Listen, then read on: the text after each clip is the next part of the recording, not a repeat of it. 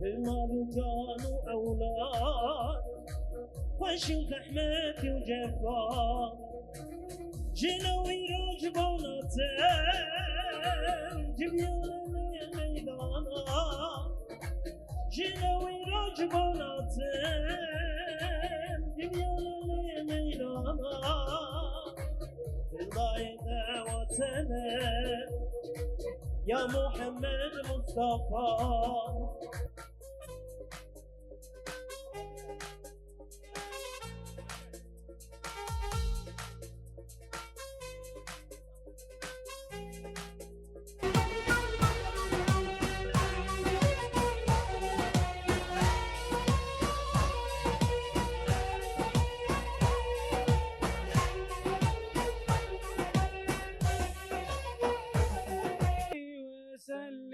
اللهم صل على سيدنا محمد النبي الأمي وعلى آله وصحبه وسلم.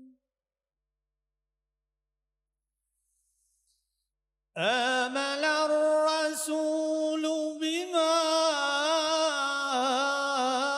أنزل إليه من ربه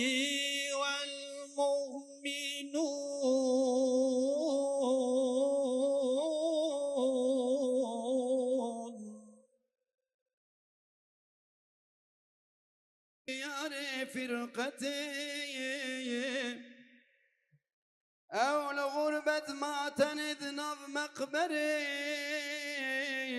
لو نهاد مسنا حبيب وما دري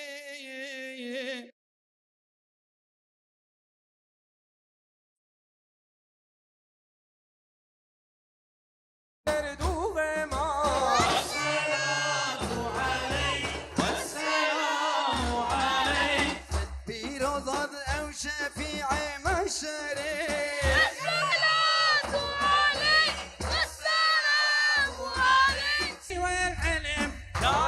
محمد مصطفى كان محمد مصطفى كانت الأدب والعلم كان محمد مصطفى كان محمد مصطفى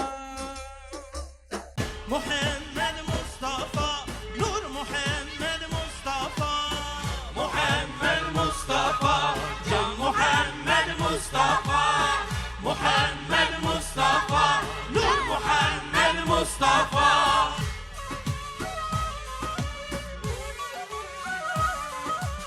محمد مصطفى نور محمد مصطفى.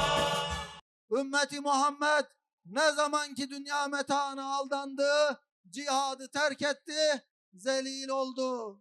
Ne zaman ki tam tersi oldu, şeref ve izzet kazandı.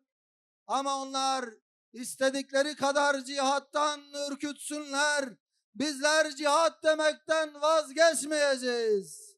Cihadı doğru anlayarak bir yönüyle değil, her yönüyle sahipleneceğiz.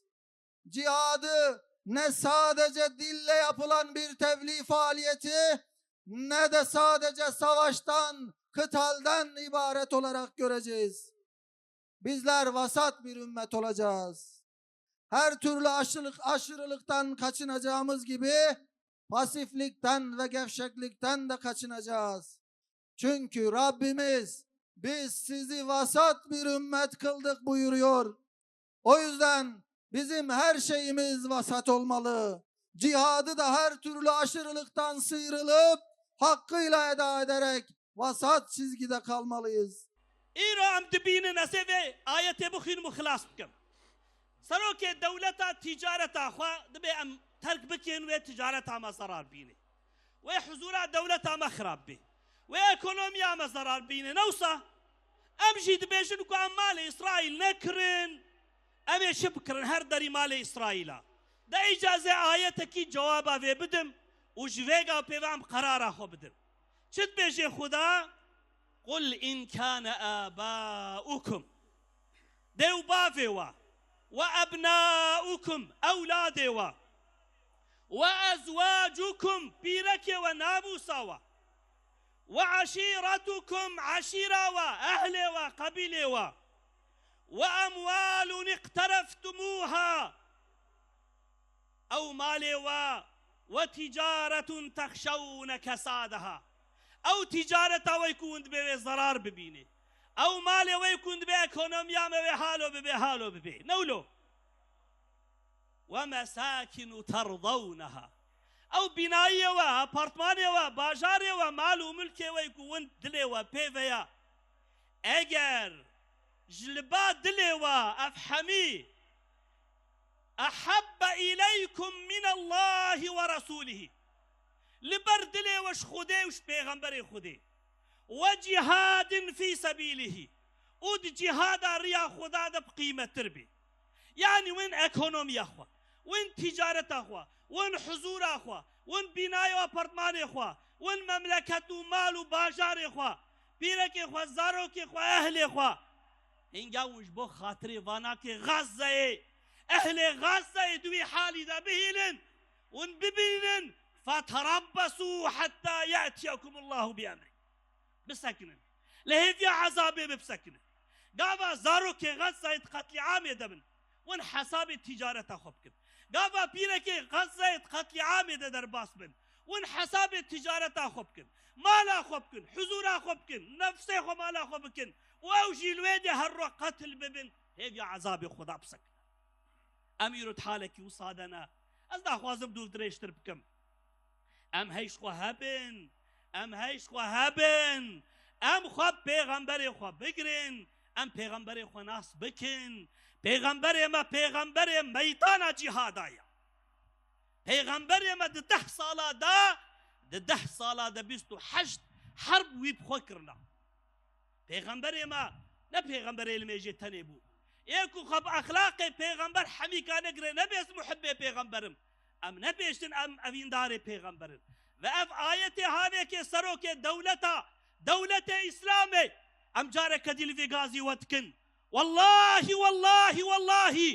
حتى ون غزه تماشا بکن ون وازارو که غزه زارو که خونه بینن پیره که غزه پیره که خونه بینن مملکت وجج و فتنه و مصیبت و اخلاص تب خدای تعالی وحدایا قوتي أزي بلاء ومصيبة عمومي بسرور بينا كاون براي هفدوبون بروي قاسي خداي تعالى موري رحمه يا ربي تلموري رحمه يا ربي تمجفان خطاي هانيك الشيار بكي جبي خوا غفلتت مشيار بكي بحقيت ما بخي تابعي بيغمبري خوا خديتيل هم بكن خديتيل لأهلي خو بكل براي خوي مسلمان بكل غزة بكن لفلسطين بكن لهر داري مسلمان İslami بكن.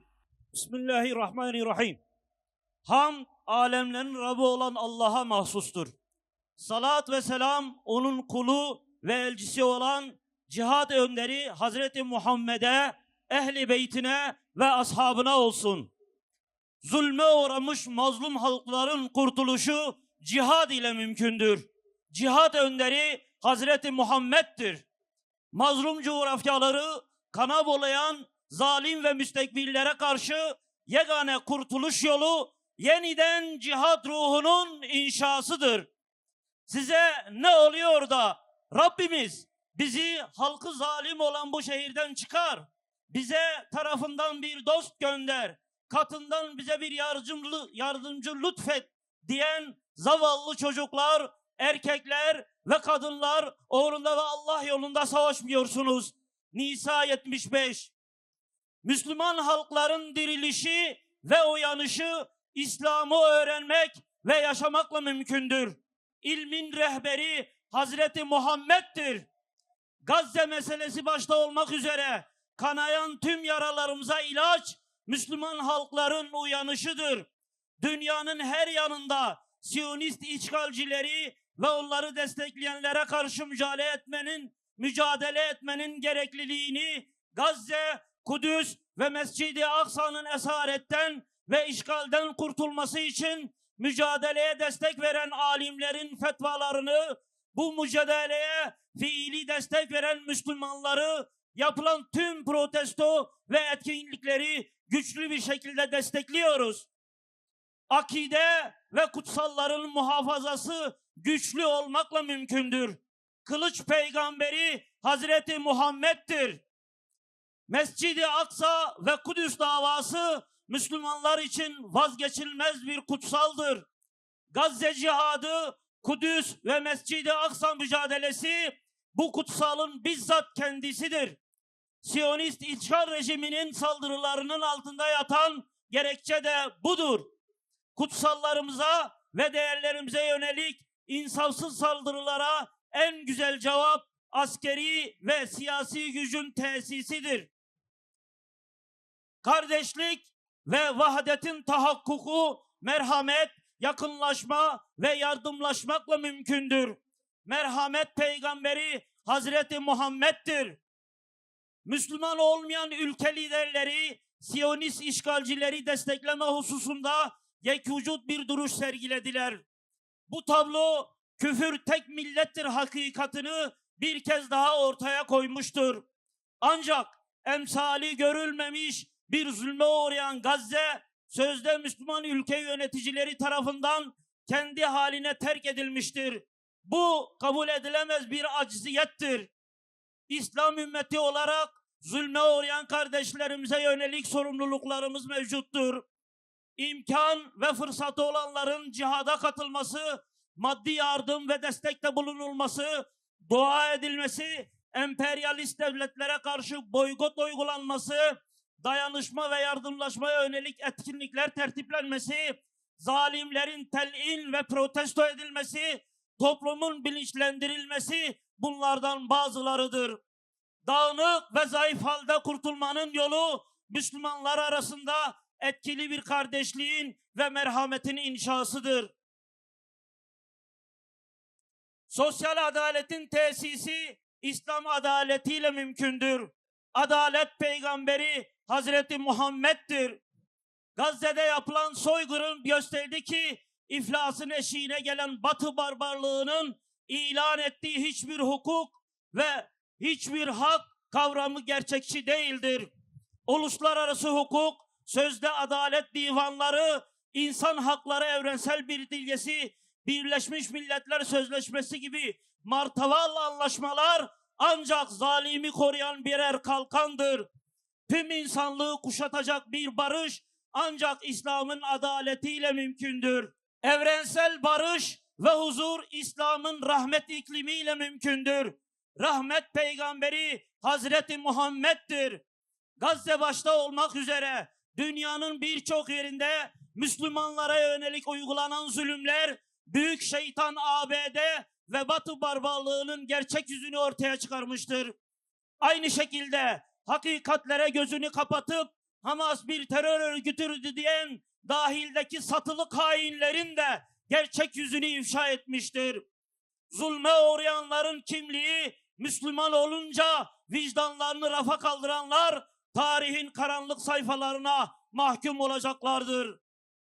Emperyalist devletlerin yöneticilerine rağmen Gazze'de işlenen insanlık dışı soykırımı lanetleyen halkların varlığı dünya barışı için bir umuttur.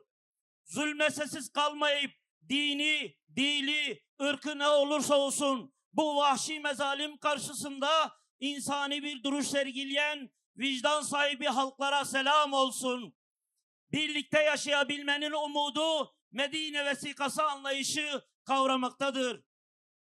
Birey, toplumun huzuru ancak İslam'a sarılmakla mümkündür. Kardeşlik rehberi Hazreti Muhammed'dir.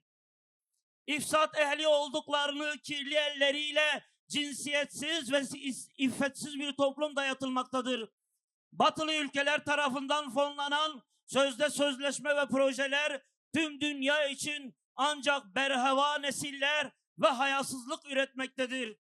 Müslüman birey ve toplumun bu hayasız akından muhafazası iffet ve namus anlayışını kuşanmaktır. Dağılan ailelerin, bozulan huzurun, aranılan mutluluğun yeniden imarı ilahi ölçüye riayettir. Eşlerin karşılıklı bir şekilde sevgi ve muhabbet dilinin inşası saadet-i dâreyn'in teminatıdır. Çocukların terbiyesi merhamet ve ilgidir. Toplumsal huzurun ve barışın en güzel harcı silah-ı rahmin gözetilmesidir. Müslüman gençliğin yegane önderi Hazreti Muhammed'dir. En güzel örnek Hazreti Muhammed'dir.